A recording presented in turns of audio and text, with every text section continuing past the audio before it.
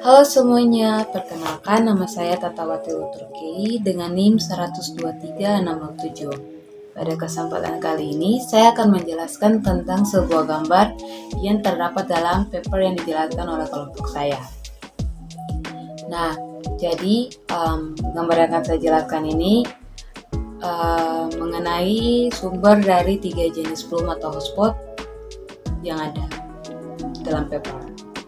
Nah, jadi plume primer utama yang lebih dalam berasal dari lapisan mantel paling bawah, sedangkan plume sekunder berasal dari puncak kubah dekat kedalaman zona transisi di lokasi superwells hotspot tersier memiliki asal yang dangkal terkait dengan tegangan tarik di litosfer dan peleburan dekompresi.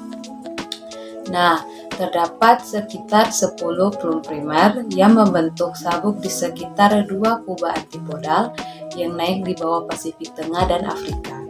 Saat ini, hanya ekor plume dan tidak ada kepala plume yang aktif dan mendekati permukaan, dan jumlah plume dalam satu penampang lebih sedikit.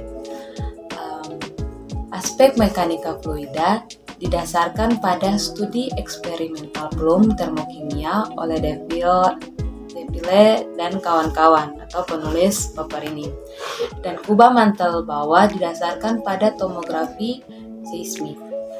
Jadi lokasi kemungkinan longsoran pada downwelling sel konveksi quadropolar mantel bawah ditunjukkan oleh cekungan di zona transisi, meskipun tidak ada peristiwa semacam itu yang diperkirakan aktif saat ini.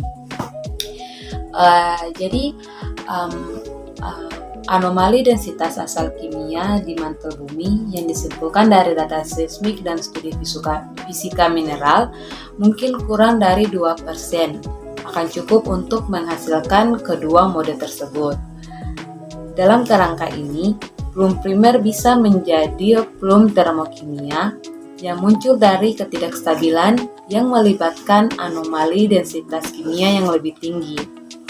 Nah, selain itu, karena lapisan batas termal akan ada di antarmuka antar superplume dan sisa mantel, ini bisa menghasilkan plume termal sekunder, terutama jika kubah terjebak di zona transisi seperti yang tampaknya terjadi saat ini di bawah Polynesia.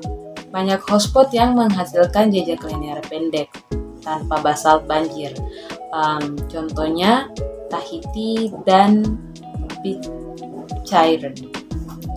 Bisa jadi terkait dengan jenis plume sekunder ini. Perhatikan bahwa gerakan permukaan dari plume sekunder ini juga bisa mencerminkan konveksi mantel bawah, sehingga konsisten dengan yang berasal dari plume primer. Namun, jejak terkait dalam banyak kasus terlalu pendek untuk diuji signifikan. Bagaimanapun, panjang atau pendek dan durasi jejak ini serta kurangnya basalt banjir pada awalnya tampaknya membedakan hotspot sekunder ini dari hotspot yang primer. Sekian dan terima kasih. Kurang lebihnya saya mengucapkan terima kasih.